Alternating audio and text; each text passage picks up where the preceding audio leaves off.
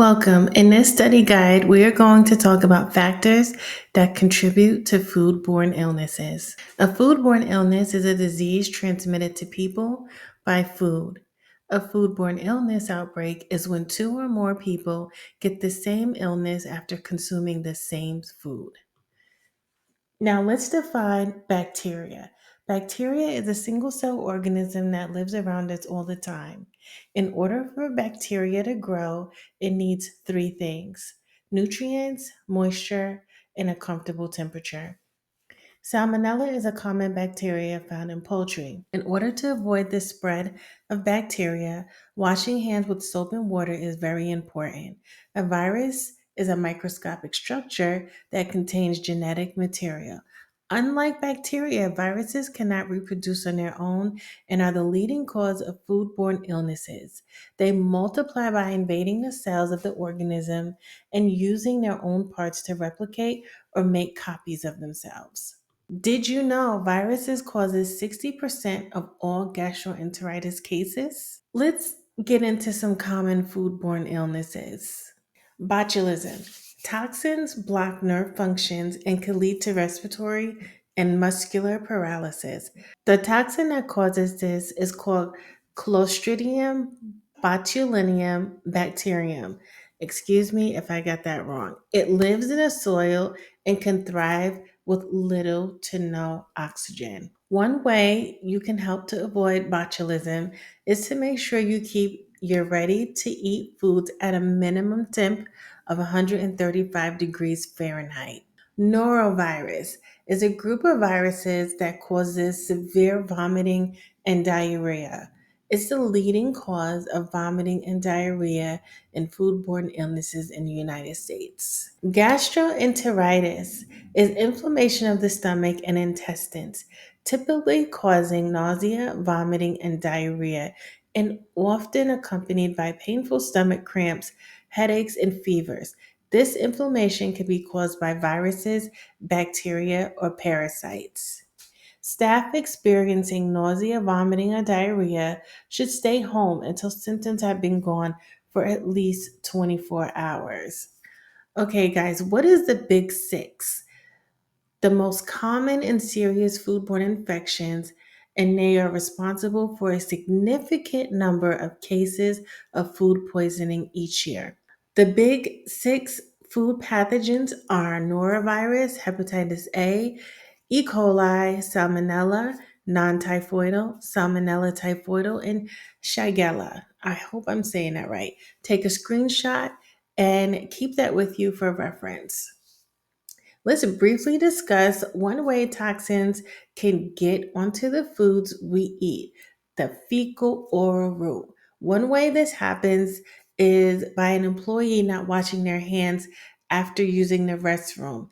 In order to avoid this, teach employees how to wash their hands before leaving the restroom and once again before handling food. What are the four C's to keep foodborne illness free? Cleaning, cooking, cross contamination, and chilling. All right, guys, let's get ready for a quiz. Let's test your knowledge. Name some foods associated with salmonella outbreaks: A, fruits and vegetables; B, eggs and unpasteurized dairy products; C, raw chicken slash undercooked chicken; D, all of the above. If you guessed D, you're correct. According to the CDC, since October 2024, outbreaks of salmonella infection have been linked to chicken products, ground turkey, ground beef, other meats, and seafood. Sprouts, nuts and butters, cantaloupes, cucumbers, onions, basil, raw cookie dough, and flour also have been linked to the recent outbreaks. You have a staff member who has emesis at work. What do you do? A, make sure they wash their hands and wear gloves the rest of their shift. B, shorten their shift and find coverage for them. C, send them home until symptoms are gone for at least 24 hours.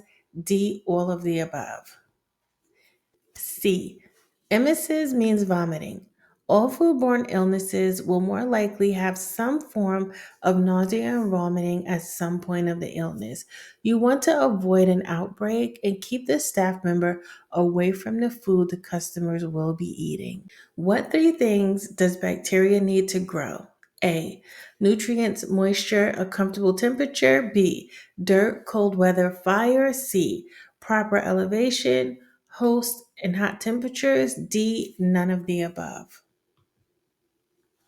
If you guessed A, you're correct. The perfect environment for bacteria to grow are comfortable temperature, nutrients, and moisture.